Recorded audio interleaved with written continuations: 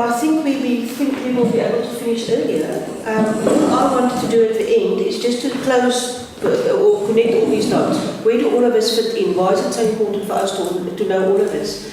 So the tips discussion is extremely important because we're currently busy developing or reviewing the tips modules, and we want to include all of us. And there must be a clear follow-up from level 5 up to the master's level, so that the PhD students can also link the tips modules to their research. Extremely important.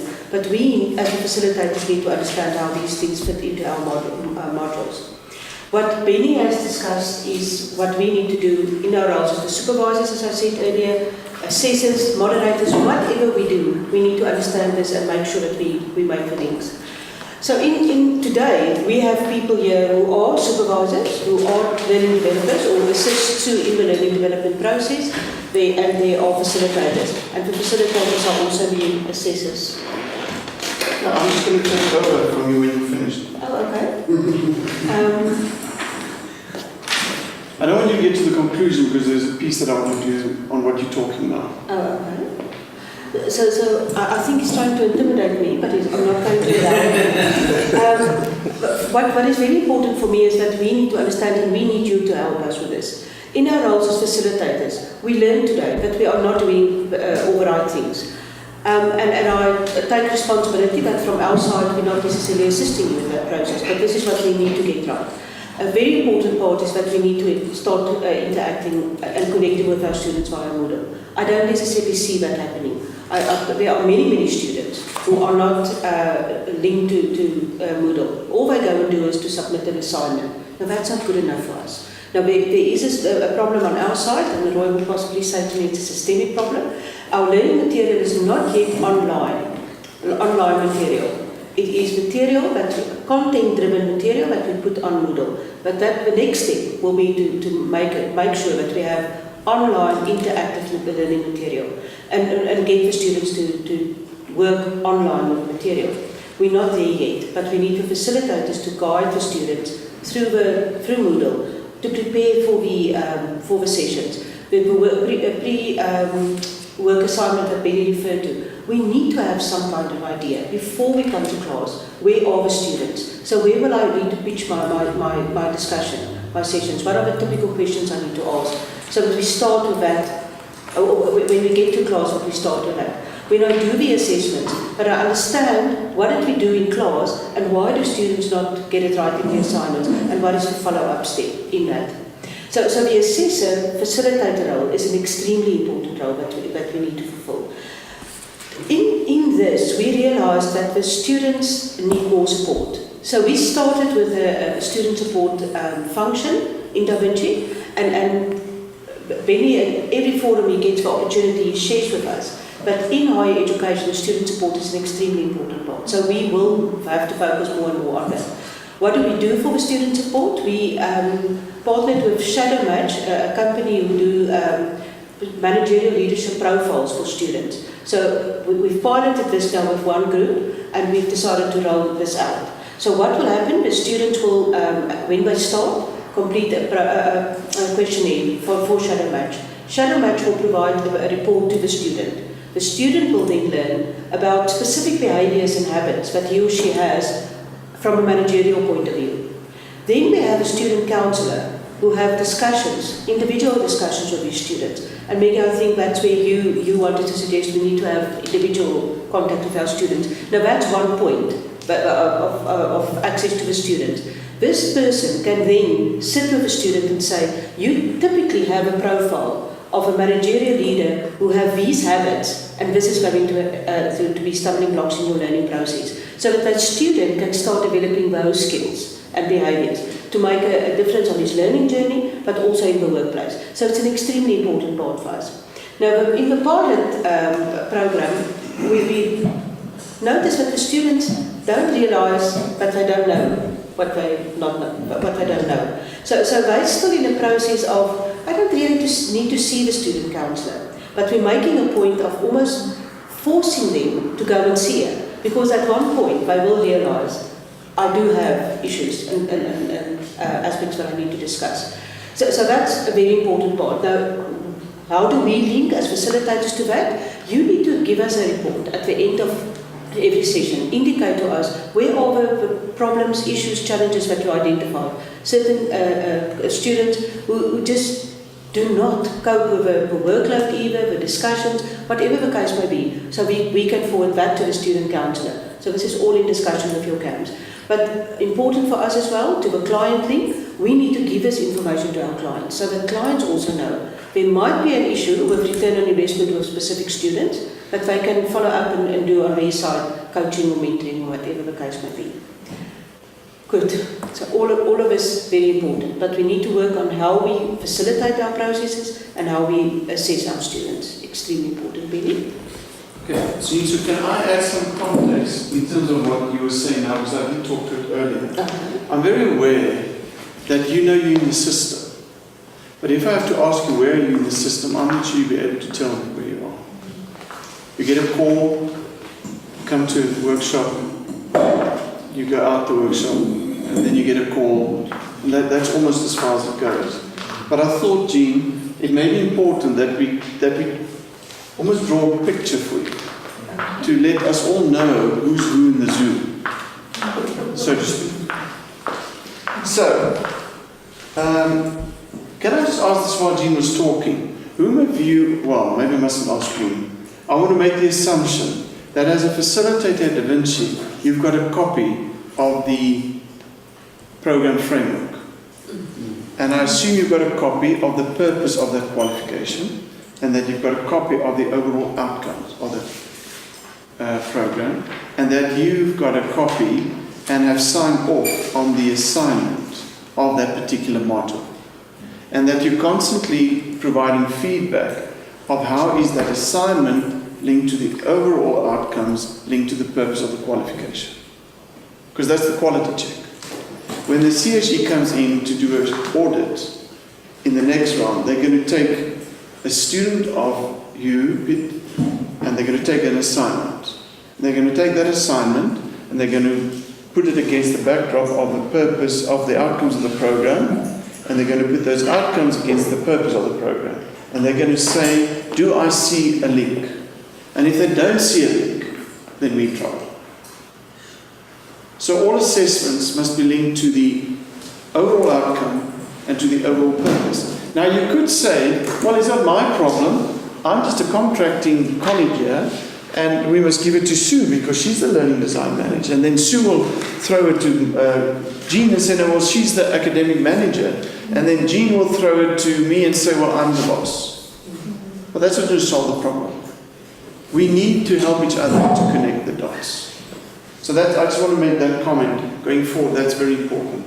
Now, we tried to create a picture. And unfortunately, it's a rich picture, but let's try. So, right in the center at Da Vinci sits the client. And the client is Taro, the student. To support Taro, we have, or let's say the multiplier of Taro, so think also of group. We have in the first circle, we have positioned a number of key account managers, CAMs, as you will know.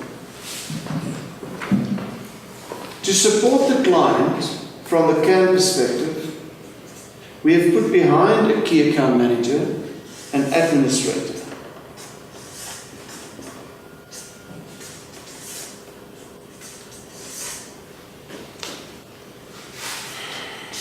Now what we've put behind the client and the CAM and the administrator are the following people. We've put an academic development manager, we've put a registrar, we've put a finance and HR manager, we've put a business development manager, and we're going to put a student support manager. I've almost forgot you. Storm. And we've put a communication manager. So in essence, we've put a management team in the next circle. What is the reasoning behind this? If you look at our bigger picture, the business development manager which is Kenneth, sitting there, newly appointed, from Belinda. Kenneth will introduce the client to Da Vinci. So Kenneth brings Tabo to Da Vinci. He signs a contract with Tabo, either in a group or an individual. Kenneth. The moment he signs in, that client now becomes the focal point. So Kenneth, in essence, hands this client over to the key account managers. The only thing that I expect from a key account manager at Da Vinci going forward is they will just have one direction. Just one direction. They will just look towards the client. I never want to see them turning their face away from the student. They just look towards the client. But they can only do it if, to start with, they've got an academic administrator that will support them appropriately. And that those administrators will also link with each other. And I almost wanted to think of a Chinese revolving table.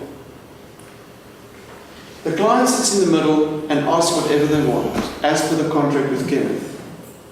Once they've handed over, these key accounts will keep their focus on the client, and as the client's needs change, they must almost just put their hand back and say to the administrator, please give me something. Give me a book, give me a print, give me a document, give me an assignment, give me whatever I need. But they're not taking their eyes off the target. The target is the student. What will the administrator do? They will link with either the registry on a quality matter, or communication, or finances for invoices, or review the business development, or student support, or academic. But whatever they need, it will be channeled through one of those things. Behind these people are sitting all of us. All the facilitators, the print master, the learning designer, the research office. There's a multitude of people. The Moodle, the iCAD, and I can go on. So here sits us who do the real work. To make sure that it's all kept together, there is an operations manager that holds all of this together and makes sure that the whole thing ticks appropriately. And then over and above this sits me, the CEO, looking at the whole thing and keeping it together. So, when you're here today, I want you to appreciate where are you sitting in one of these subsystems. You are sitting in this blue line, and you have to get to that client. Now, to keep that relationship working, we must make sure that you understand all what's happening at this line. So what has been contracted? What is the registry requirements? How do we communicate? What is the academic requirements? What is the financial and resource implications? That you understand all of that. The contracting for you will happen through Jean. That's your key link. And that's why I asked Roy the question, how do we realize that we do right things wrong or wrong things right? Because I think part of the dilemma that I'm starting to sense, we said at some point the CAM will contract, let's say Johan sits here as a lecturer in the blue circle. We said the CAM will contract with you. But for the CAM to contract with you, we're taking his eye off the ball. Just as a silly example. He must simply say to his administrator, well, I need a project. This is the contract that Kenny has handed over to me. I need project management.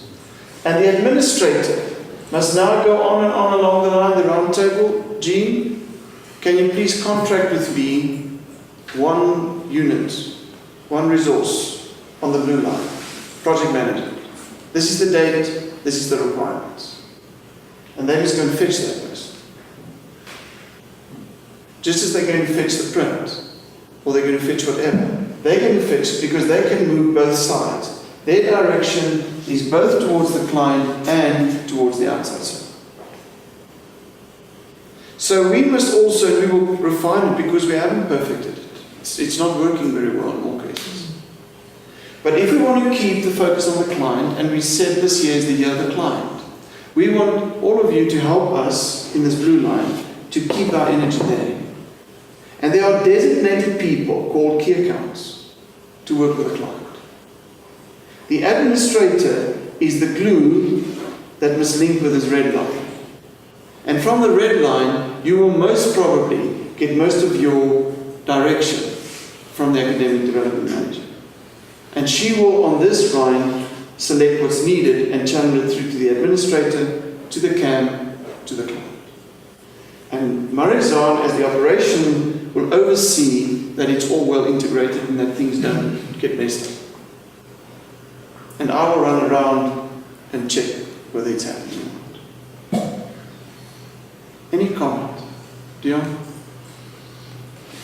I think on my side, it's actually getting to me because the picture makes sense to me. Without actually knowing how well this whole mesh actually works. So I think that's really good exercise. And because we're not all in one building, and we're not even at all one facility, because Da Vinci is facilitating all over the region and all over the country, we never see what's happening. But Marizan's task is to keep all of this going, keeping it all together. But I want you to see we're not having a hierarchical system here. Because the management, the senior management or the management sits there. But we must all help the key account to keep the direction client. Excuse Yes. me, more questions. Maybe we should, I don't think previously it was important, but maybe in this discussion it is, maybe just talk a bit about the appointment of more permanent facilitator. But I just want to ask, Roy, you've now been in the system for a long time. Can this help to solve No, I like the thinking. I think you should just inform that there is a council by law. So there is a council like any other university. Now remember, the next circle here is the council and the next circle is the board. But what I want you to hear is how we're going to keep the focus on the student. And why the key account and the administrator and the management and you as a facilitator, where you all, how do you fit into each other. So in essence, what Kenneth is going to contract with people becomes critical.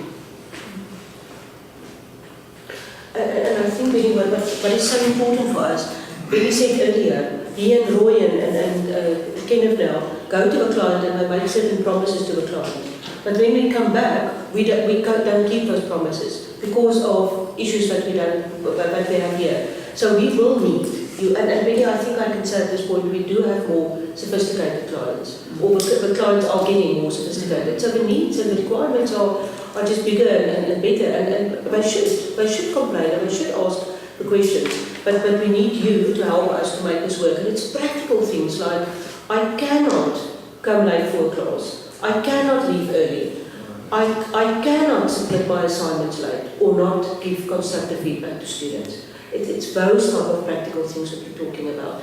I need to, as part of the SME group for a specific subject, need to give articles or link us to articles and books that the students can read to build that pool of content and information as well. And I think in terms of what Jean is talking, until recently we kept it that the key account is overseeing our engagement as facilitators. Yeah. But we realized, because we are all important and specialists and powerful in our own right, we don't listen to the key accounts. And hence my reason why I'm saying, well, now we're upping the game and saying, Jean is going to face us. And Jean is going to make sure that we do what we agree to do and what we like to do, to help her and all of us and the key accounts to focus on the client. Now in this regard, on this circle, as by regulation, private higher educations after 2001 was not allowed to appoint certain roles in the university structure. One of them was you were not allowed to appoint somebody as a professor or an associate professor. So we pushed the system a bit.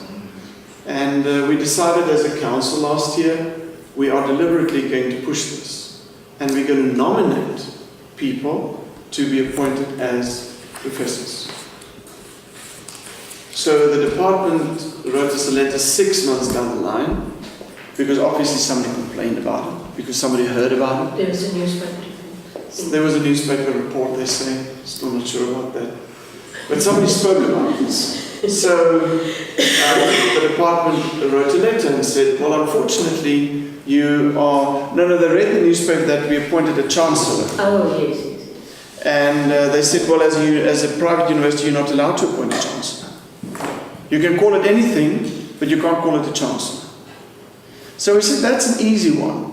Because we knew if we can't call him a chancellor or her, we can call him a president or a provost, because those are the 3 words used internationally. So we said, no, that's fine. So we made a meeting with them, and we said, that's okay. We will give you on that, and we will call our chancellor president or a provost. But we want to talk about the other piece, about the professorship. So that was May last year. I just want to say I received the original copy yesterday on my desk. But we received the fax about 2 weeks ago from the department, because they say in the letter that they appreciate our concern that we can't appoint professors and associate professors, that they realize it's a mistake and that it's not the right thing to do, but that they are currently bounded by the regulation, but they already commit that they are changing the regulation and they're working on how to change it. But in the interim, they will give us the right to appoint professors. And on a yearly basis, we'll have to review it with them. But at least we've got in principle the decision. Da Vinci can now, for the first time, appoint professors. There's a glitch in it still. The glitch is, I can only appoint somebody as a professor who has been a professor at a public university, which you may find very interesting. Or at a university abroad. At any university. If you've been at the university, not a higher education institution, a university, and you had a professorial role or an associate professor, Da Vinci can now approach you and say, Dan, you've been a professor, don't you want to become a professor at Da Vinci? So at least that's now our next step, is then going to see how could we now appoint our first professors on that condition at least. And we will still work towards the idea of appointing the other people that we would have appointed as professors as visiting professors. Because a visiting professor by the department is okay, because that's somebody you appoint in terms of their specialist understanding, but not necessarily because they've been appointed as a professor academically. They are still called a professor, but on their appointment it would say visiting professor.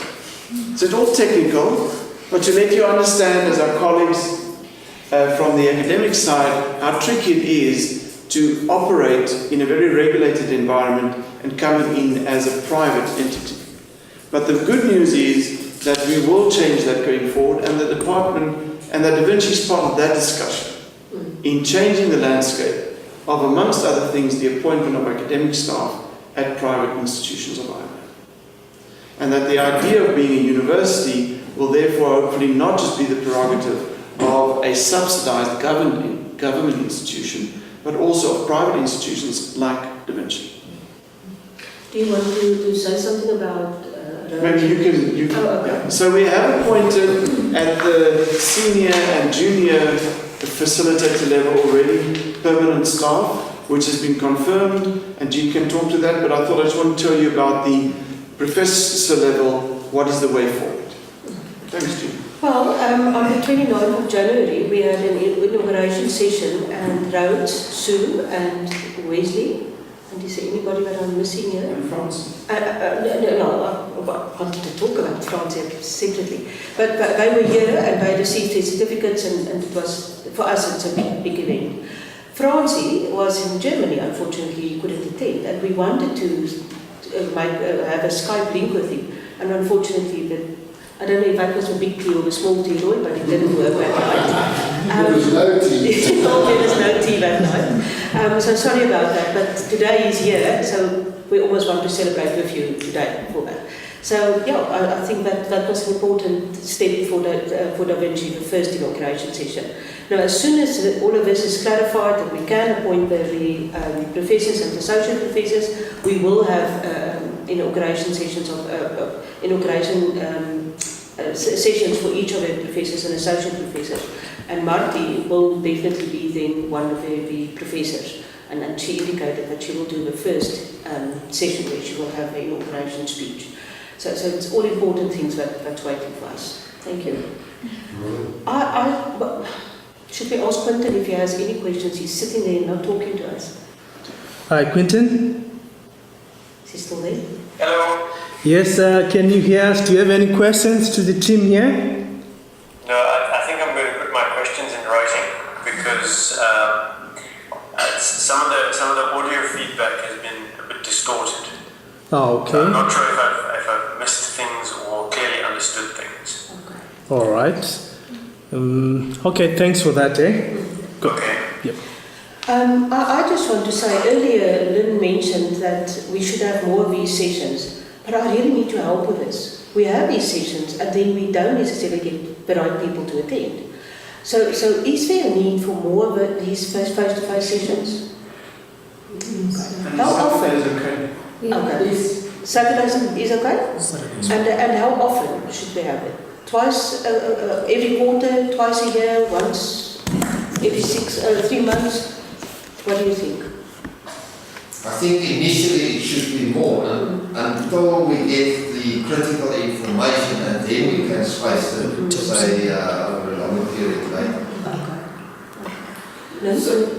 I also believe it's very important that we as facilitators must get feedback on what the students say, because you cannot improve yourself as a facilitator if you don't know what they said about you, and if there are some things that you need to correct, because that is important. You have to, there must be continuous improvement in your way of doing, and I think that's why it's so important that we're doing things like this today, so that we can start with this development, because in the end it is about the students, and to send them out there that they can do their thing, and that they must know how to do it. I think it's really So that's very important, thank you, Lynn. So what we've done, we've got the online evaluation form that all the groups have to, the students have to go and do an evaluation, and then get marks with on the assignment, the PMA framework mark sheet.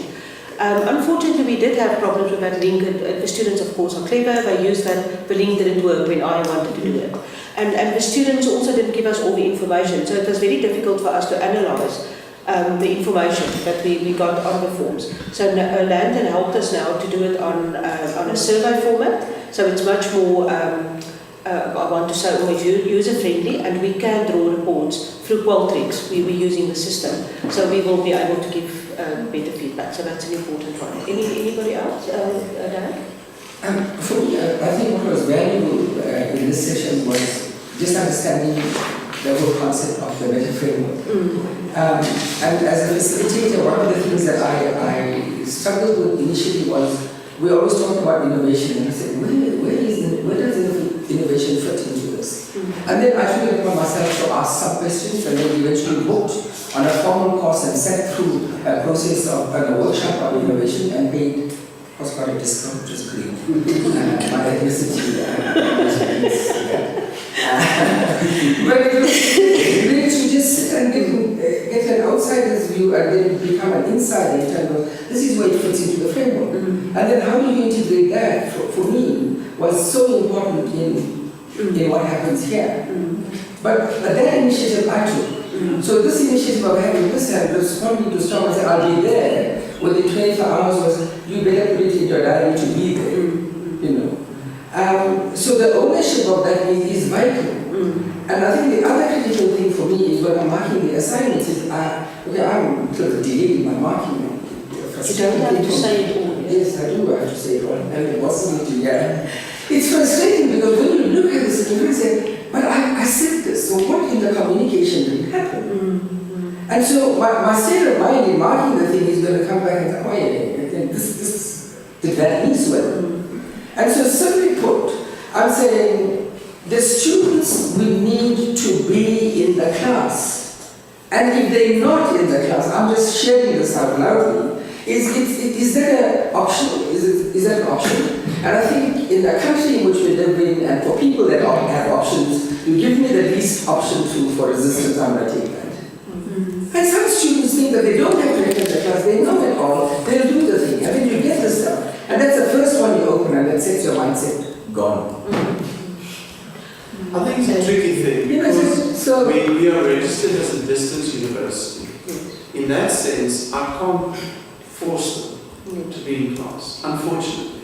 I can suggest, I can propose, but the legislation is quite clear on that. Now we could say if you made it online, and as part of distance being online, they have to be in a discussion. That we can force. I mean, you can make that, as part of it. But attending a class face to face, which is not online, is not within that scope of what constitutes distance. So it is problematic. okay, so here's another outline. I said, ask the student to call me, or give me the student's number that I can call.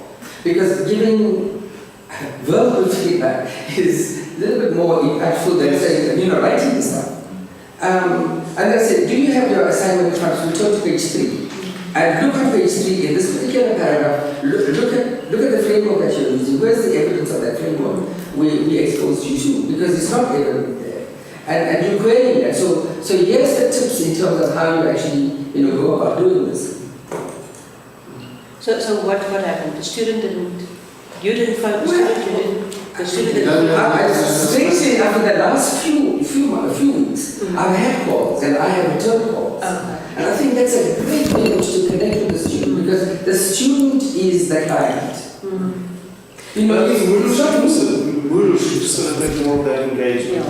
Because you can talk to the student via Moodle in the way that you suggested. Yes, you should actually, because, and I think Benny said it earlier when Maggie had the suggestion that we need to almost fulfill a tutoring role.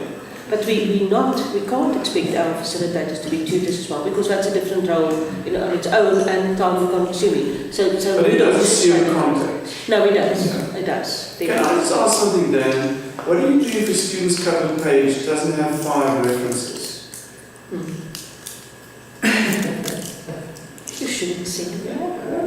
If you look at all my comments in the assignments, the first comment I make is, so what is the quality of your referencing? Okay. So it almost, in some instances, it's non-existent to the degree that you'll see it's a cut, copy, paste. I don't make the assumption that they cut, copy, paste. I simply ask the question, is this a cut, copy, paste? Look at this. So right click and see the hyperlink here. Have you edited this paragraph? So I just want to say that's a key component. I want to come back to the student support. At the CHE, we're extremely concerned that university learning is not university learning. And we're not saying people must just regurgitate what has been written elsewhere, but the notion of co-creating and understanding by reflecting on other people's work, that's important. So we are pushing it, we're going to push it more going forward, because we want to provide to you as facilitators support in how to support the students in looking at referencing. But for all of us just to know, if the cover page of the student does not have 5 references, the arrangement with them is very clear. I don't look at your assignment. So that assignment, we must find a way electronically that if it comes through the system, the administrator mustn't push that onto you. That's it. That's what I want to say. You should. It must be pushed back and say, well, give me some more, then I'll look at it. Right. But I want you to know the notion of referencing is a problem. It's a problem not just with us, it's a problem across the board, and we have to deal with it. So I don't want us to go too much detail today, but part of that role is going to be to attend to that. But before I give you a chance, Dan is highlighting such an important issue here, and we see it. So that same student who submits poor quality work for Dan's module will do exactly the same to other facilitators. But one facilitator will give that student 75%. Because it's a high level, no detailed feedback, no referencing, but this is good. So we give students unrealistic expectations of what is my progress and how good am I, and then comes this facilitator. So there's obviously a problem with this facilitator. It's not the student. So that's why I said in the beginning, we need to have the same messages that we send to the students, and not not one oversees certain things and the other one is strict. But Jean, before you take the next one, we have to manage that. This circle has to manage what Jean is referring to now. Because before, so Lynn gives 80% with no references, for example, fluffy, if you wish. For her mark to go through to that client is a mistake on our side. So we mustn't filter that mark to that student. Yes. We must somewhere scope, we see it and say, here's a problem, and we must deal with it here at this side. So Jean will send it back, or the administrator will send it to Jean and say, I'm highlighting this, and then Jean will liaise with Lynn and say, Lynn, let's talk about this. But we mustn't bother the client with that wrong information, because that's where we create the inconsistency. We currently have students at the master's level who would have passed with an average of 80% on their modules. But Marty can't get them to pass their proposal. There's one that just can't pass that. He just can't formulate a proposal. But he then says to Marty, but I've passed with 80% on all my assignments. Now there's a disconnect somewhere there. And we must work with each other to get that disconnect worked out. And I think that that's linked to our purpose. What do we want to create? What we do with Da Vinci? We want to impact and contribute to social transformation. Help students to think differently and not get into the same, we do things the same way and carry on, deal. I was going to say, I think maybe it's also what's actually on the rubric, because the students see on the rubric that X amount is allocated to references. Yes. So now they know, I hate referencing, so you know what? I'm not going to do that. So about 10 marks is almost nothing. No, I don't worry about that mark, so I know that my Samuel will actually be marked only about out of 9. Yeah. But you know, that needs to be the communication from the facilitator. He said that they're not, although this is on the rubric, this is actually core within the answer. I think that's important, it's a prerequisite. Yes. And we could almost work it out and say, if you don't at least have a 7 out of 10, you can't pass this wrong. Okay,